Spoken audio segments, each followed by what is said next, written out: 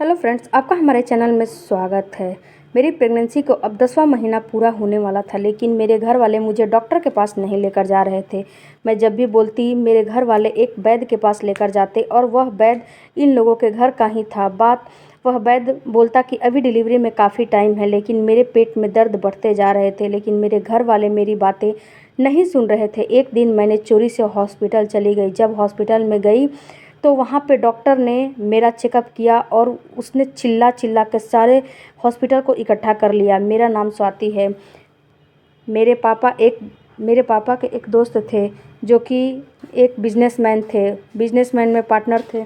वह पार्टनरशिप में उनका 80 से 90% योगदान था और मेरे पापा का काम था, क्योंकि हमारे पास इतने पैसे नहीं थे। किसी कारणवश हमारा बिजनेस घाटे में जाने लगा। उसके सारी जिम्मेदारी पापा के पार्टनर ने मेरे पापा के ऊपर रख दिए और बोले कि इतना पैसा हमें चाहिए, लेकिन हम लोगों के पास इतने पैसे नहीं थे कि हम लोग उनका भरपाई कर सकें।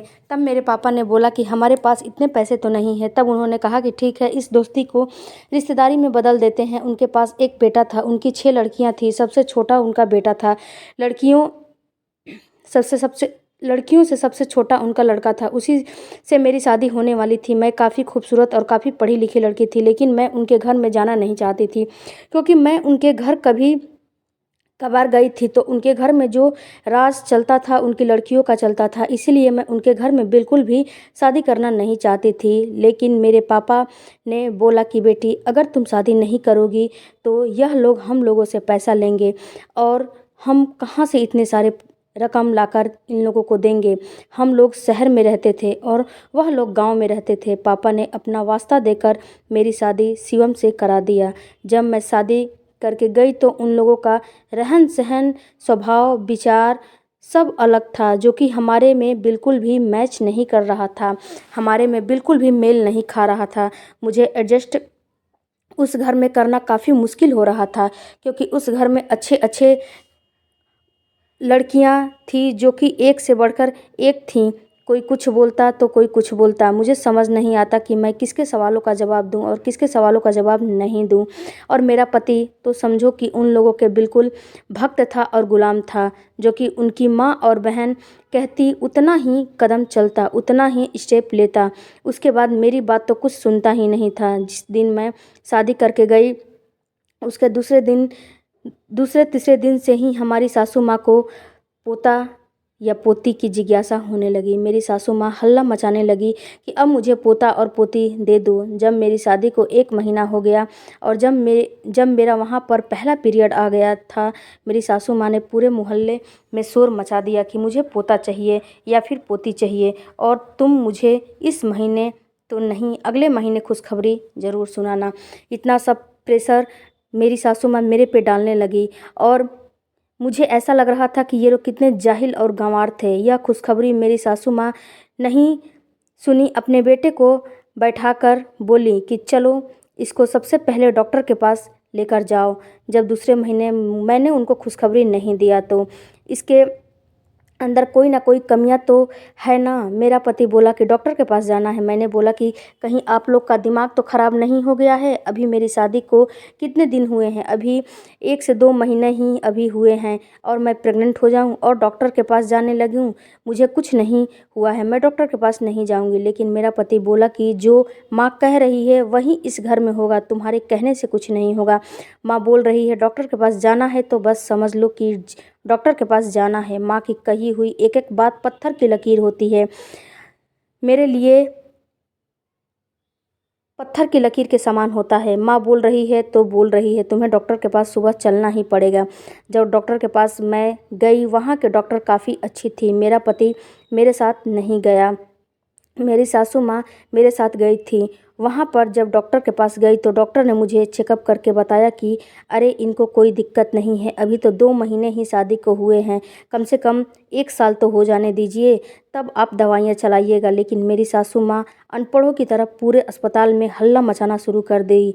मेरी बहुत बेइज्जती की उन्होंने। इसको बच्चा नहीं होगा, इसके अंदर कुछ कमियां हैं, आप मुझे चेकअप करके बताओ। तब डॉक्टर ने मेरे पास आई और बोली कि देखो, जब शादी होती है तो स्त्री का हार्मोन थोड़ा ऊपर नीचे हो जाता है, इसीलिए थोड़ा तुम अपने खाने पीने और अपने सेहत पर ध्यान ज़्यादा ख्याल करोगी तो तुम्हें प्रेगनेंसी जल्दी से हो जाएगी।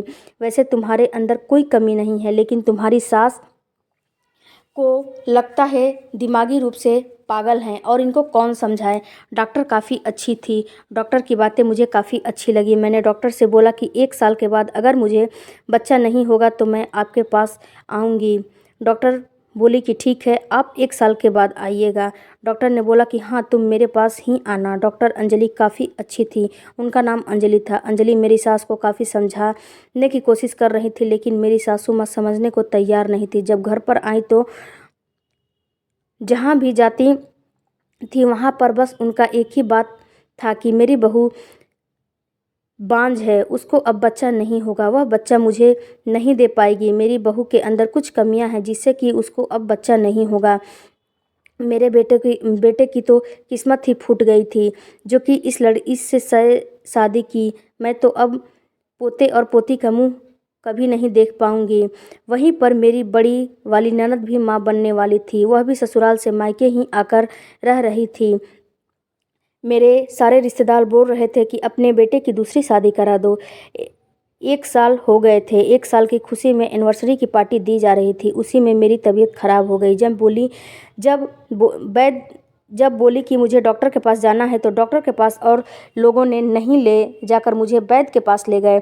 वैद्य वहीं जड़ी बूटी और बोला कि इन चीज़ों को इस्तेमाल करते रहिए और वही चीज़ मुझे दी। मुझे थोड़ा भी अच्छा नहीं लगता था। वैद्य ने बताया कि तुम्हारी बीवी 3 महीने की प्रेग्नेंट है। इतना सुनने के बाद तो मेरी सास का चेहरा ही उतर गया, मानो कि वह कभी चाहती नहीं थी कि मुझे बच्चा हो।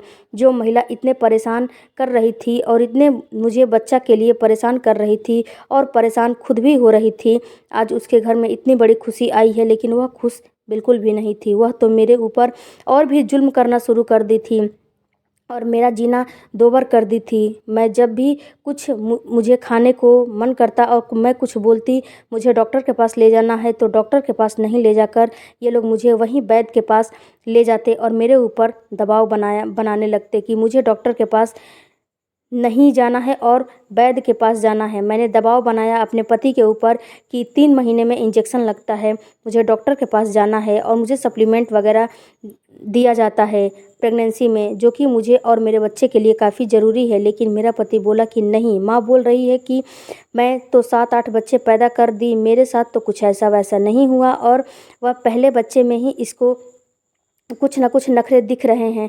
सास ने अपने बेटे को समझा दिया था कि तुम्हारी बीवी अब नखरे उठाने के लिए बोलेगी, लेकिन तुम उसकी बात बिल्कुल मत सुनना, एक कान से सुनकर एक कान से निकाल देना, क्योंकि महिलाएं काफ़ी नखरेबाज होती हैं। जब वह पेट से होती हैं तो काफ़ी नखरे करती हैं, उनकी नखरों के बीच में तुम बिल्कुल मत पड़ना। इसीलिए मैं जब भी अपने पति से कुछ मांगती, कुछ खाने पीने वाली चीज़, कुछ मन करता खाने को, तो मेरा पति अपनी माँ का वास्ता देता और माँ तो इतनी दुष्ट स्वभाव की थी कि कुछ भी खाने को मुझे नहीं देती थी। वहीं पर उसकी बेटी हर चीज़ खाती, लेकिन मुझे कुछ नहीं मिलता था। घर का जो सूखा रूखा खाना था वही मैं खाकर जिंदा रहती थी। घर में हर चीज़ आते, सूखा फल हो गया, दूध, हरी सब्जियां, फल, हर चीज़ आते, लेकिन सारी चीज़ मेरी ननद के लिए आते और मेरे लिए तो कुछ नहीं आते। एक दिन मैंने सेव खा लिया, मेरी ननद तो पूरा घर को सर पे उठा लिया।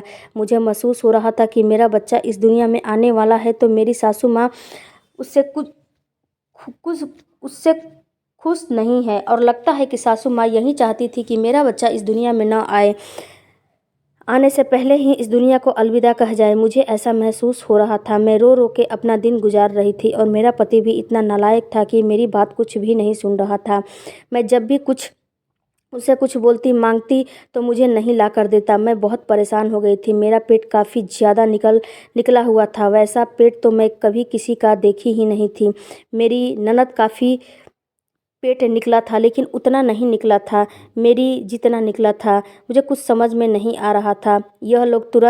मैं जब भी कुछ बोलती यह लोग तुरंत मुझे वैद्य के पास ले जाकर और वहाँ का ट्रीटमेंट करवाते और मेरी ननद को डॉक्टर के पास ले जाते और मैं बोलती तो यह लोग मुझे वैद्य के पास ले जाते। यह सारी चीज़ें देखकर मुझे बहुत चिढ़ हो जा रही थी कि बेटी और बहू में यह लोग कितना फ़र्क कर रहे हैं। मुझे ऐसा महसूस हो रहा था कि मैं इन लोगों का कर्ज चुकाने के लिए यहाँ पर आई हूँ। मेरी हालत दिन पर दिन ख़राब होते जा रही थी। ऊपर से इतने सारे लोगों का खाना बनाना और उसमें सारे लोगों का ताना सुनना मुझे अब बर्दाश्त नहीं हो रहा था। मैंने एक दिन अपनी मम्मी को फ़ोन किया और मम्मी पापा से बात की तो पापा मम्मी ने मुझे समझाया कि बेटा अगर तुम वहाँ ठीक से नहीं रहोगी तो वह लोग हमसे पैसा मांगने लगेंगे, तो हम पैसा कहाँ से देंगे। तुम वहाँ पर ठीक से रहो और यहाँ पर मत आना। जो भी हो तुम अपने घर पर ही रह सहकर रहना। इतना सुनने के बाद मैं अपने मम्मी पापा को उसी दिन के बाद से फ़ोन ही नहीं किया। जो अपनी बेटी के सुख दुख में साथ नहीं खड़े हो, वैसे मम्मी पापा रह के क्या फ़ायदा। मैं अपने पति को बोली कि अब 9वां महीना शुरू हो गया है, अब तो मुझे डॉक्टर के पास ले जाओ। लेकिन मेरा पति बोला कि नहीं, अभी तुम्हें डॉक्टर के पास नहीं जाना है जब तक कि तुम्हारा लेवर पेन ना आ जाए। बीच बीच में मुझे दर्द भी होते थे, लेकिन यह लोग वहीं वैद्य के पास मुझे ले जाते थे। मैंने पति से बोला कि बच्चे के कुछ कपड़े खरीदारी तो कर दो, लेकिन मेरा पति सुनने को तैयार नहीं था। मेरे बच्चों के लिए उसने कुछ नहीं खरीदारी की। तभी मैंने सोचा कि मैं क्या करूं। मेरे मम्मी पापा ने मुझे सिलाई मशीन दिया था और मुझे सिलाई करना आता था।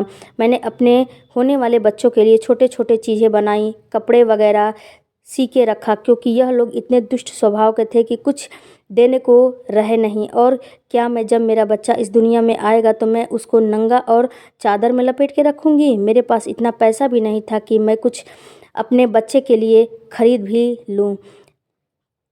देखते ही देखते मेरा 10वां महीना लग गया, लेकिन मुझे दर्द नहीं होता था। वह लोग वैद्य के पास ले जाते और वैद्य भी इतना पागल था कि वह बोलता कि अभी डिलीवरी का समय नहीं आया है, अभी घर ले जाओ और इसको लेबर पेन आएगा तो ही लेकर आना, घर में ही डिलीवरी हो जाएगी।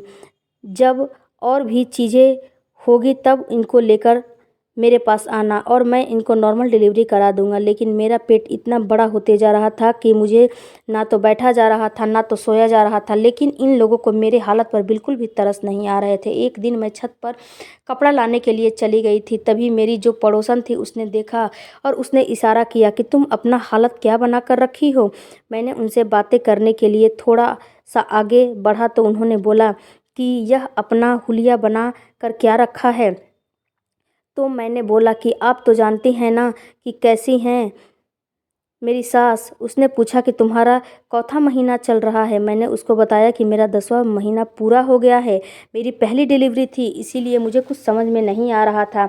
लेकिन यह लोग मुझे डॉक्टर के पास नहीं ले जा रहे हैं, वहीं हकीम और वैद्य के पास ले जा रहे हैं, जो कि वैद्य अभी बोल रहा है कि डिलीवरी में समय है। मुझे अब यह दर्द बर्दाश्त नहीं हो रहा है, मैं क्या करूं, मुझे कुछ समझ में नहीं आ रहा है। तब उस पड़ोसन ने मुझे समझाया कि अब तुम्हें अपने और अपने बच्चों के लिए खड़ा होना पड़ेगा।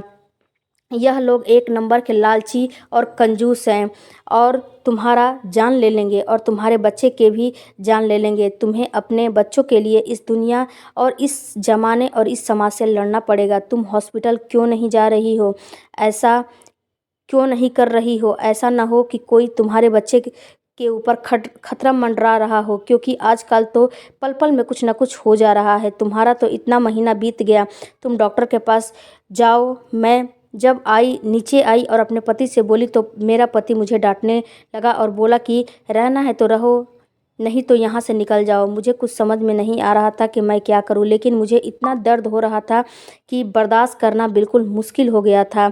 अब मैंने ठान लिया कि मैं अब चुपके से हॉस्पिटल ज़रूर जाऊंगी, कहीं मेरे बच्चे को कुछ ना हो जाए। जब मैं बैग में अपने सिले हुए सारे कपड़े और एक बैग में पैक किया और धीरे से हॉस्पिटल के लिए निकल गई। इन लोगों को पता भी नहीं चला। और जब मैं हॉस्पिटल गई तो वहीं डॉक्टर अंजलि आई और डॉक्टर अंजलि आई तो बोली कि क्या आपके घर वाले नहीं आए हैं। मैंने अपना सारा अब बीती डॉक्टर अंजलि को बताया। डॉक्टर अंजलि ने बोली कि अब चिंता मत करो। डॉक्टर ने मेरा चेकअप करना शुरू कर दिया, लेकिन डॉक्टर ने जो ही मेरे चेकअप किया और मेरे पेट पे आला लगाया और मेरे पेट पे मशीन लगाया तो उन्होंने चिल्लाना शुरू कर दिया और उनका उनका मुंह फटा का फटा रह गया, आंखें फटी की फटी रह गई। उसने चिल्लाना शुरू कर दिया और भी डॉक्टर और नर्सें को जल्दी लाओ, ऑपरेशन करना है, नहीं तो कुछ अनहोनी हो जाएगी। मैं बोलना शुरू किया कि क्या हुआ अंजलि, क्या हुआ, लेकिन वह डॉक्टर इतनी अच्छी थी कि कुछ नहीं बोल रही थी।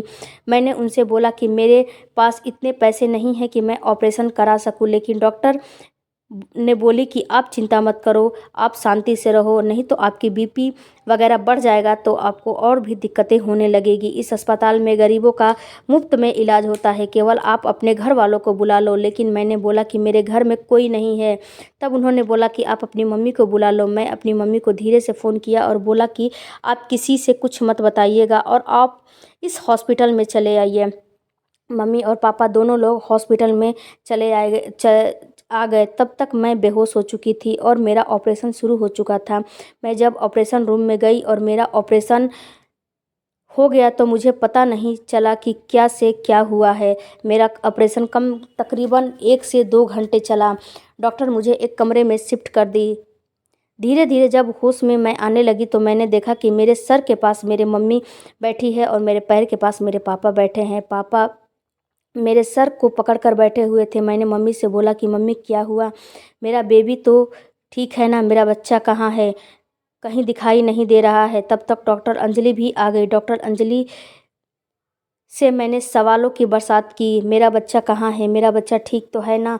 डॉक्टर ने बोला कि आप चिंता मत करें, आपने तो ऐसा काम किया है कि इस अस्पताल का आपने नाम रोशन कर दिया है। डॉक्टर अंजलि के साथ उस अस्पताल का मालिक, जो कि काफ़ी बड़ा था, और कुछ मीडियाकर्मी भी वहां पर आ गए थे। थोड़ी ही देर में मेरा पति और मेरी सास भी आ गई थी। आंखों में बिना शर्म हया के वो लोग आ पहुंचे थे। मैं डॉक्टर से बार बार यही बेहोशी की हालत में पूछ रही थी कि मुझे अभी ठीक से होश नहीं आ रहा था। मैं बोल रही थी मेरा बच्चा कहाँ है, मुझे अपने बच्चे को देखना है, लेकिन डॉक्टर मुझे कुछ बता नहीं रही थी और कुछ दिख नहीं रहा था और मुझे घबराहट सी हो रही थी। मेरा पति और मेरी सास मुझे वहाँ पर देखा और तंज करते हुए मेरे पापा को बोलने लगे कि देख तेरी बेटी रात भर कहाँ अपना रात गुजारी है, कहाँ अपना मुंह काला की है करके आई है, अपनी बेटी को संभाल। मेरा पति बोल रहा था कि मैं इसके साथ अब नहीं रहूँगा, मैं इसको अब तलाक दे दूँगा। यह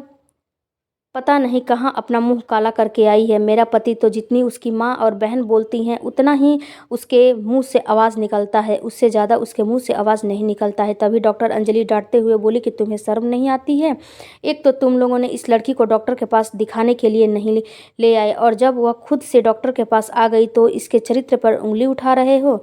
इतना मीडिया भाई लोग भी आ गए। वहाँ पर मेरा इंटरव्यू लिया जाने लगा। मैं तो अभी उतनी होश हवास में नहीं थी। मैंने एक साथ 5 बच्चे को जन्म दिया था, जो कि मुझे डॉक्टर अंजलि ने बताया, जो कि पाँचों के पाँचों जीवित थे। उनमें से 3 लड़के और 2 लड़कियां थी। मैंने इतिहास जो रच दिया था उस अस्पताल में, ऐसा कभी नहीं हुआ था कि एक साथ एक महिला 5 बच्चे को जन्म दी। डॉक्टर ने मेरे पीठ को थपथपाते हुए बोला कि शाबाश बेटा, तुमने जो किया है यह शायद कोई नहीं कर सकता, शायद यह भगवान की देन थी जो कि तुम और तुम्हारा बच्चा दोनों लोग सही सलामत हैं, नहीं तो इतना दिन तुम्हारा बच्चा ना तो जीवित रहता, ना ही तो तुम जीवित रहती।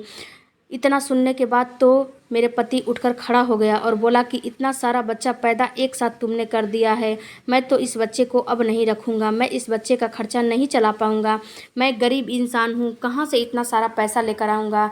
मेरा पति ये भी सुना कि मुझे ऑपरेशन हुआ है, उसके डर से भी मेरा पति भागने लगा कि ऑपरेशन का भी खर्चा देना पड़ेगा और मैं तुम्हारे साथ नहीं ना रहूँगा, ना इन बच्चों को रखूँगा। और मेरी सास भी न जाने क्या क्या बोलने लगी। तब जो हॉस्पिटल का मालिक था उसने आगे आया और बोला कि बस बेटा, मैं इन 5 बच्चों की जिम्मेदारी मैं उठाऊंगा, और मैं जब तक यह 5 बच्चे अपने पैर पे नहीं खड़े हो जाते मैं इनका खर्चा दूंगा, और जो भी इनके पढ़ाई लिखाई का खर्चा होगा मैं दूंगा, तुम टेंशन मत लो। मीडिया कर्मी के सामने डॉक्टर ने और उस अस्पताल के मालिक ने इतना बड़ा ऐलान किया कि मैं तो भगवान का धन्यवाद देने लगी, और मैं भी मीडिया कर्मी के सामने ऐलान किया कि मैं इस आदमी के साथ अब नहीं रहूँगी और मैं इस आदमी को अब तलाक दे दूंगी। इतना सुनने के बाद मेरे पति और मेरी सास तो मानो पानी पानी हो गए, बोले कि मुझे माफ़ कर दो, मुझे माफ़ कर दो। लेकिन मैंने अपने पति को बोला कि तुम तो अभी मुझसे तलाक ले रहे थे, लेकिन अभी तुम्हें क्या हुआ? मुझे तुम्हारे साथ नहीं रहना? मैं हॉस्पिटल से मेरी छुट्टी हुई तो मैं अपने मम्मी पापा के साथ घर आ गई। हमें लगता है कि हमारे पति को अपने गलतियों का एहसास हो चुका था, इसीलिए मुझे बार बार लेने के लिए मेरे घर आ रहे थे। लेकिन मेरे मम्मी पापा ने भी एक शर्त रखी थी कि तुम्हें अगर मेरी बेटी को ले जाना है और उसके साथ रहना है तो तुम अपनी माँ से और अपनी बहनों से अलग रहोगे, क्योंकि वहाँ पर मेरी बेटी की ज़िंदगी जहन्नुम बना दिए थे। अब मैं दोबारा वहाँ पे नहीं जाने दूँगा और वहाँ पर मेरी बेटी नहीं जाएगी। लेकिन मेरा पति यह करने को तैयार नहीं था। तकरीबन 2 साल बीत गए, तब मेरा पति अपनी माँ और बहन का असली चेहरा देखा और मेरे पास आया और बोला कि मैं अपनी बीवी के साथ ही रहूँगा। मैं इन 2 सालों में उसे तलाक नहीं दी थी, क्योंकि मेरे पापा तलाक नहीं देने दिए थे। अपनी माँ बाप और बहनों के साथ नहीं रहूँगा। मैं इस अस्पताल में छोटा मोटा काम करती थी, जिससे कि जो भी मेरे खर्चे थे निकल जाते थे। तब मैंने बोला कि ठीक है। हम और मेरा पति हॉस्पिटल के पास ही एक किराए का मकान लेकर रहने लगे। मैंने अंजलि डॉक्टर से काफ़ी रिक्वेस्ट करके अपने पति को इस अस्पताल में नौकरी लगा दिया, ताकि हमारे घर कुछ आमदनी होने लगे। मेरा पति भी पढ़ा लिखा था, वह कंप्यूटर पर बैठकर वहाँ पर जो काम होता वह कर रहा था। उसकी सैलरी भी अच्छी खासी आ रही थी, जो भी कुछ कमा लेता। और हमारे बच्चे का खर्चा तो हॉस्पिटल के मालिक उठा रहे थे, लेकिन जो भी और भी खर्चे थे हम दोनों पति पत्नी मिलकर उठा रहे थे। हम अपनी सैलरी अपने पति को नहीं देते थे। मेरा पति अपनी सैलरी में से कुछ भाग अपने माता पिता को भेजता था, लेकिन मैं उसको एक भी पैसा नहीं देती थी।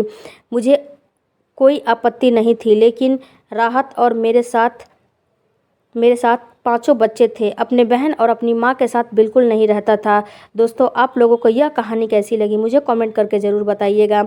और फ्रेंड्स, मिलते हैं अगले वीडियो में। और फ्रेंड्स, हर पति से मैं रिक्वेस्ट करना चाहती हूँ कि अगर आप अपनी पत्नी का खर्चा और अपनी पत्नी की बातें नहीं सुनते हैं और माँ के पल्लू से बंधे रहते हैं, तो आप लोगों को शादी करने का कोई अधिकार और कोई हक नहीं है। Thank you for watching. धन्यवाद।